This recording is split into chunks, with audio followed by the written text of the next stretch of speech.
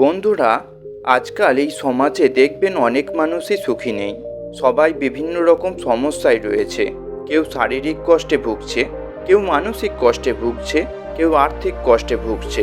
কিন্তু আমাদের এই কষ্টের জন্য দায়ী কিন্তু আমরা। মানুষের অনিয়মিত জীবনযাপন, অতিরিক্ত তৈলাক্ত খাদ্য অভ্যাস মানুষের শরীরের অবনতির কারণ হয়ে দাঁড়িয়েছে।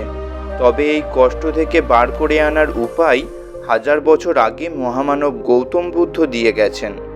আজকালকার ছেলেমেয়েরা দেখবেন মনকে নিয়ন্ত্রণ করতে জানে না। ভালো নাকি খারাপ না দেখেই যখন যেটা মন সেটা করতে চলে যাচ্ছে। ফলে তারা নিজেরাই তাদের ক্ষতি ডেকে আনছে। আধুনিক বিজ্ঞানের দেওয়া বড় উপহার হলো মোবাইল ফোন। কিন্তু আজকাল যুব সমাজ সেই মোবাইল ফোনের খারাপ ভিডিও দেখে সময় নষ্ট করছে, অনলাইন গেম খেলে সময় নষ্ট করছে। ফলে বিজ্ঞানের উপহার আজ অভিশাপে পরিণত হয়েছে। বুদ্ধ বলেন, মনই সব কিছু, তুমি যা ভাবো তুমি তেমনই হয়ে ওঠো। অর্থাৎ তুমি যদি তোমার সময়কে সঠিকভাবে ব্যবহার করো তাহলে তুমি আরও উন্নত হবে। মোবাইলকে সব সময় ভালো ভিডিও দেখতে কাজে লাগাও, তাহলে তোমার চিন্তার উন্নতি ঘটবে।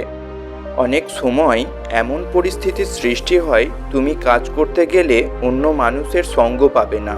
তোমার মনে হবে ওরা কাজ করছে না যখন, আজ আমিও কাজ করব না। কিন্তু এটা করা সবথেকে বড় ভুল। তোমাকে একা চলার ক্ষমতা রাখতে হবে। আর এই সময়টা হলো সেই সময় যখন তুমি অন্য মানুষের থেকে আরও বেশি এগিয়ে যেতে পারবে। জীবনে খুশিতে থাকতে হলে প্রত্যাশা কম রাখার কথা বলেছেন বুদ্ধ।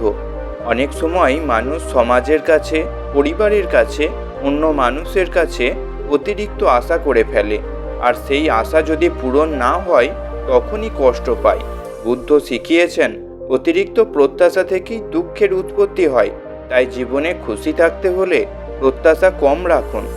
মানব শরীর হলো সৃষ্টিকর্তার দেওয়া সবথেকে বড় উপহার। যে মানুষ নিজের শরীরের যত্ন নেয় না, সে নিজের ক্ষতি নিজেই ডেকে আনে।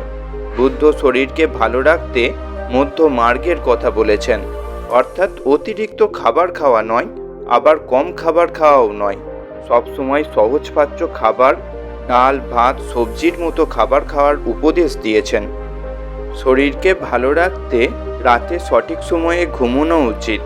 সঠিক পরিমাণে 6 থেকে 8 ঘন্টা ঘুম মানব শরীরকে শক্তি বৃদ্ধি করে, জীবনী শক্তিকেও বৃদ্ধি করে।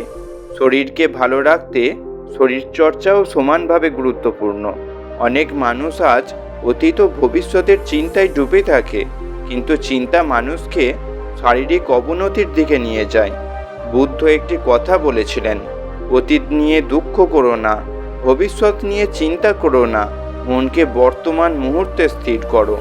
আজ তুমি যে অবস্থায় আছো সেটা তোমার অতীতের কর্মের ফল, আর বর্তমানে তুমি যা করছো তার ফল তুমি ভবিষ্যতে পাবে।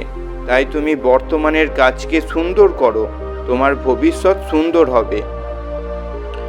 এই রকম নতুন নতুন ভিডিও পাওয়ার জন্য BWM বাংলা ইউটিউব চ্যানেলকে সাবস্ক্রাইব করে আমাদের পাশে থাকবেন।